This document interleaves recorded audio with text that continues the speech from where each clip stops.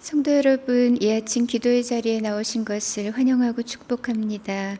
우리 함께 8월 공동기도문 하나님께 올려드리겠습니다. 먼저 주님의 이름을 높여드립니다. 주의 성도들아 여호와를 찬송하며 그의 거룩함을 기억하며 감사하라. 아멘. 존귀하신 하나님 아버지, 지혜와 의로움과 거룩함과 구원함이 되시는 주님의 이름을 찬송합니다. 우리를 예수님의 보혈로 정결케 하시고 성령으로 새롭게 하시며 오늘도 은혜로 동행해 주시는 주님을 찬양합니다. 예배를 위해 기도합니다. 하나님은 영이시니 예배하는 자가 영과 진리로 예배할지니라. 아멘. 우리의 예배를 받으시기에 합당하신 하나님 아버지, 샘물의 예배가 주님을 영화롭게 하며 기쁘시게 하는 예배 되게 하옵소서.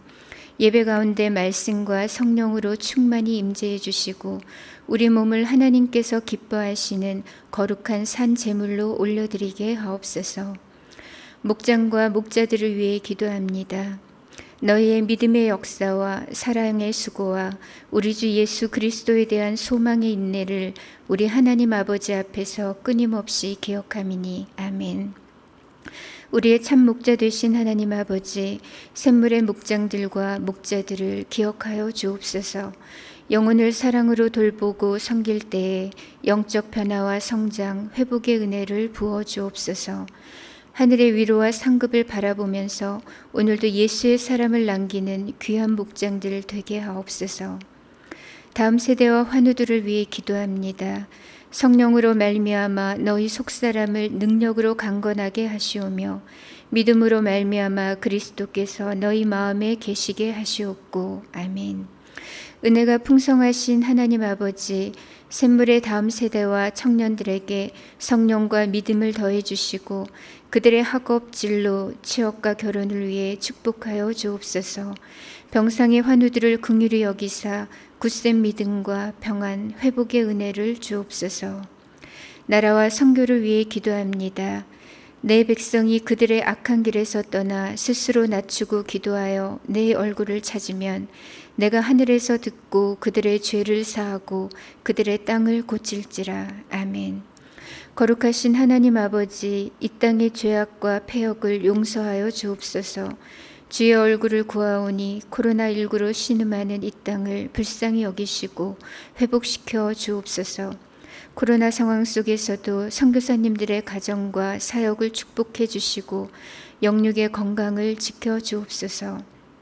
오늘도 샘물의 성도들을 은혜로 돌봐주시고 주님과 깊이 동행하는 복된 하루가 되게 하옵소서. 예수님의 이름으로 기도드립니다. 아멘. 이제 하나님 말씀을 보겠습니다. 오늘 말씀은 예레미야 50장 1절에서 10절 말씀입니다. 여호와께서 선지자 예레미야에게 바벨론과 갈대아 사람의 땅에 대하여 하신 말씀이라. 너희는 나라들 가운데 전파하라, 공포하라, 깃발을 세우라, 숨김이 없이 공포하여 이르라. 바벨론이 함락되고 벨이 수치를 당하며 모로닥이 부스러지며 그 신상들은 수치를 당하며 우상들은 부스러진다 하라. 이는 한 나라가 북쪽에서 나와서 그를 쳐서 그 땅으로 황폐하게 하여 그 가운데 사는 자가 없게 할 것임이라. 사람이나 짐승이 다 도망할 것임이니라.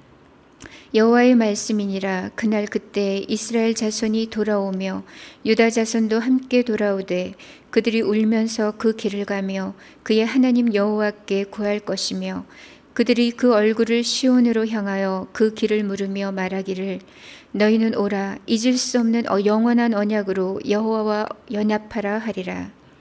내 백성은 잃어버린 양떼로다. 그 목자들이 그들을 곁길로 가게 하여 산으로 돌이키게 하였으므로 그들이 산에서 언덕으로 돌아다니며 쉴 곳을 잊었도다.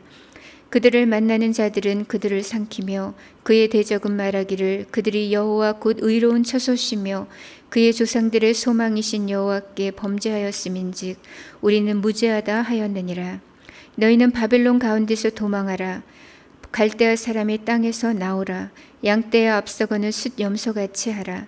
보라, 내가 큰 민족의 무리를 북쪽에서 올라오게 하여 바벨론을 대항하게 하리니 그들이 대열을 버리고 쳐서 정복할 것이라. 그들의 화살은 노련한 용사의 화살 같아서 허공을 치지 아니하리라. 갈대아가 약탈을 당할 것이라. 그를 약탈하는 자마다 만족하리라. 여호와의 말씀이니라. 아멘. 어제까지 우리는 이스라엘에 큰 영향력을 미쳤던 주변국 9개 나라에 대한 멸망의 예언의 말씀을 살펴보았습니다. 그에 의해서 오늘부터는 하나님께서 온 세상을 심판하시는 도구로 사용하셨던 바벨론에 대한 멸망의 예언이 나옵니다.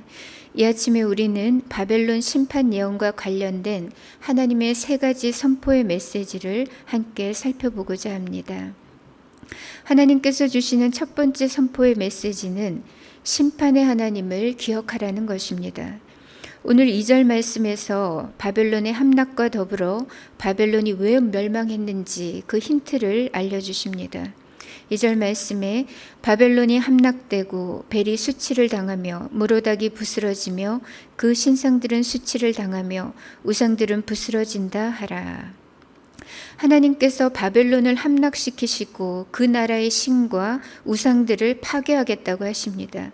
즉 하나님께서 바벨론을 심판하실 수밖에 없는 이유는 그 주요 이유 중 하나가 뭐냐 하면 바로 우상 숭배의 문제라는 겁니다. 바벨론은 우상 중심의 사회였습니다. 여기 나오는 이 벨이란 폭풍의 신이자 생명의 원천으로 묘사되는 바벨론의 주신입니다. 그리고 무로닥이란 바벨론 말로 마르둑이라고 하는데 벨신의 또 다른 별칭이 되겠습니다. 그러니까 이 벨과 마르둑은 이름만 다를 뿐 한 우상을 의미하고 있습니다. 하나님은 나의 영광을 결코 다른 우상에게 주지 않겠다고 선언하셨습니다.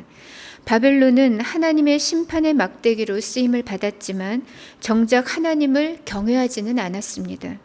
성경을 통틀어서 하나님께서 가장 미워하시는 죄가 있다면 그것은 우상숭배입니다. 바벨론은 하나님 아닌 벨을 그들의 창조주로 떠받들었고 허탄하고 더러운 우상들을 자기의 하나님으로 삼았습니다. 이에 하나님은 북쪽에서 한 나라가 나와서 바벨론을 쳐서 황폐케 할 것이라고 말씀하십니다. 이 북쪽에서 오는 나라가 곧 메대와 바사 연합군을 말합니다. 바벨론은 이들 메대와 바사 연합군에 의해서 함락되었고 이후 메대는 바사 곧 페르시아에 병합되었습니다. 하나님은 영원할 것만 같았던 이 바벨론 제국이 북에서 내려오는 이들 나라에 의해서 무너질 것이고 그 땅은 황폐하게 될 것이며 그 멸망의 날에는 그들이 숭배했던 거짓 신들까지 함께 부서질 것이라고 하셨습니다. 그리고는 이 바벨론 멸망의 예언을 유다 자손뿐만 아니라 모든 나라들 가운데 선포하라고 하십니다. 그것도 숨김없이 공포하라고 하십니다. 왜냐하면 우리 하나님 홀로 만유의 주제시고 역사의 주관자시기 때문입니다. 하나님은 바벨론 멸망의 예언이 이루어지는 것을 미리 알리심으로써 누가 창조주인지 또 누가 참신인지 누가 진짜 심판의 주인지를 확실하게 모든 열방들로 하여금 알게 하겠다는 것입니다. 우리 하나님은 세속사와 구원사 모두를 주관하시고 섭리 운영하시는 우주적인 하나님이십니다. 그분은 나라를 세우기도 하시고 무너뜨리기도 하시며 왕을 높이기도 하시고 끌어내리기도 하십니다. 개인의 생사 화복뿐만 아니라 한 나라, 나아가서는 온 세상의 역사를 주관하고 또 심판하시는 하나님이 바로 여호와 하나님이십니다. 바벨론은 하나님의 쓰임을 받고도 버림을 받았습니다. 그 이유는 그들이 교만하며 악을 행하며 우상을 섬겼기 때문입니다.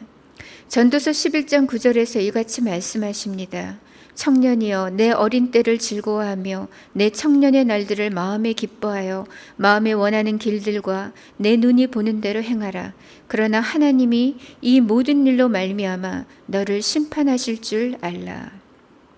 우리는 심판하시는 주님이 계시다는 것을 기억해야 합니다. 그것이 오늘 바벨론의 멸망을 온 세상에 공포하라고 하시는 이유입니다.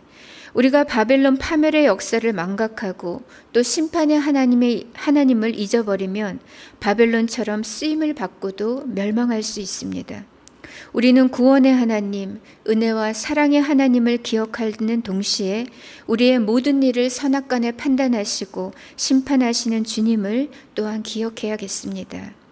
우리가 오늘 하루를 살아가면서 마지막 주 앞에 서는 그날을 함께 떠올릴 수 있다면 아마 우리는 바벨론의 비극은 피할 수 있을 것입니다. 만유의 주제시며 역사의 주관자이신 심판의 주님을 기억하시기 바랍니다. 그리고 주님이 오시는 날 착하고 충성된 종이라고 칭찬받는 저와 여러분이 되시면 좋겠습니다.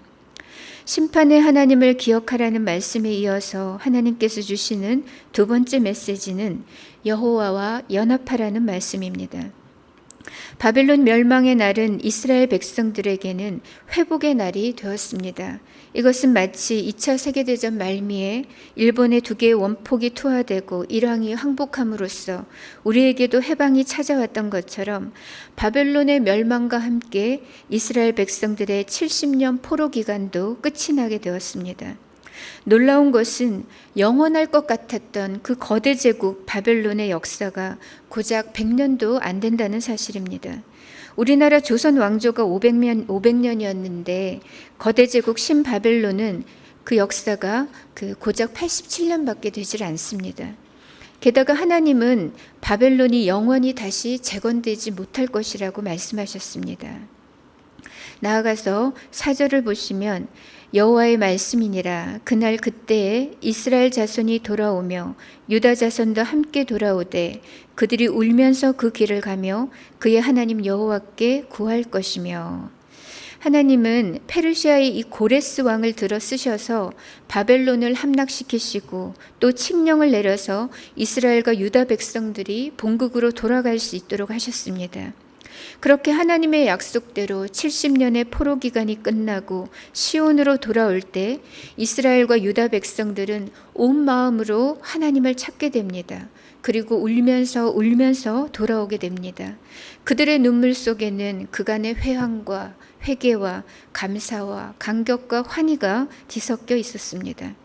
하나님은 포로된 유다 백성들이 다시 고국으로 향하게 하심으로써 회복과 구원에 대한 약속을 이루셨고 영원한 새 언약으로 갱신되게 하셨습니다. 5절 말씀을 새 번역으로 보면 의미가 좀 더 선명해집니다. 5절 말씀에 그들은 시온으로 가는 길을 물어보며 이곳을 바라보며 찾아올 것이다. 돌아온 그들은 나 주와 언약을 맺을 것이다. 절대로 파기하지 않을 영원한 언약을 맺고 나와 연합할 것이다. 여기서 이스라엘과 유다 백성들이 시온으로 돌아오면서 길을 묻습니다. 바벨론으로 끌려간 지 70년이 지났으니까 어려서 끌려간 자도 이제는 노인이 되었을 것이고 70년 전에 그 길을 기억하기 어려웠을 겁니다. 그리고 대다수는 바벨론에서 새로 태어나고 자라난 포로 2, 3세들입니다. 이들은 시온으로 가는 길을 전혀 모르죠. 그러기에 그들은 계속해서 묻고 또 물으면서 돌아오고 있습니다. 그리고 그렇게 돌아온 이스라엘 백성들은 과거와는 사뭇 다를 겁니다. 이제 그들은 하나님의 영원하신 언약을 그들의 마음판에 되새기게 될 것이고 하나님과 연합된 삶을 살아가게 될 것입니다. 이것은 그들의 인간적인 의지와 결심으로 되는 것이 아니라 새 언약을 주시는 하나님의 은혜와 또 내주하시는 성령의 역사로 말미암아서 가능하게 됩니다. 영원한 새 언약으로 하나님과 연합된 자가 받을 복을 앞서 예레미야 32장에서 이렇게 말씀했습니다.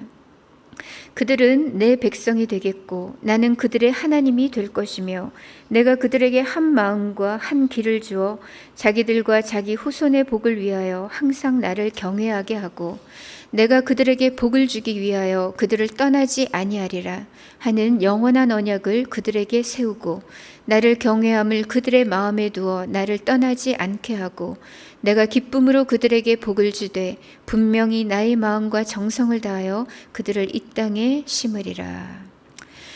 우리 인생에 있어서 가장 중요한 화두는 우리가 누구와 연합하는가의 문제입니다. 하나님과 연합하는 자는 진정한 회복과 구원을 얻습니다.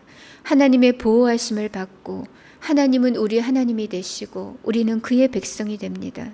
하나님은 성령으로 영원한 새 언약을 우리 마음에 세우심으로 이제는 하나님을 경외하고 또 기쁨으로 하나님과 동행하게 하시는 겁니다. 이 세상에서 가장 복된 자는 하나님을 그 마음에 모신 자입니다. 가장 강한 자는 전능하신 하나님의 손을 붙잡는 자입니다. 가장 지혜로운 자는 모든 지각에 뛰어나신 하나님의 지혜를 의뢰하는 자입니다. 우리가 성령으로 말미암아 하나님과 연합하게 되면 예수의 생명이 우리 안에 자리하게 됩니다. 우리 안에 하나님이 주시는 회복과 구원이 임하게 되고 우리는 거룩하고 존귀하신 하나님의 자녀로 살아갈 수 있게 됩니다. 성도 여러분, 악하고 어그러진 이 세대 가운데 살아가는 동안에 그 무엇보다 또 그 누구보다 우리 하나님과 하나 되어서 연합된 삶을 살아가시기 바랍니다.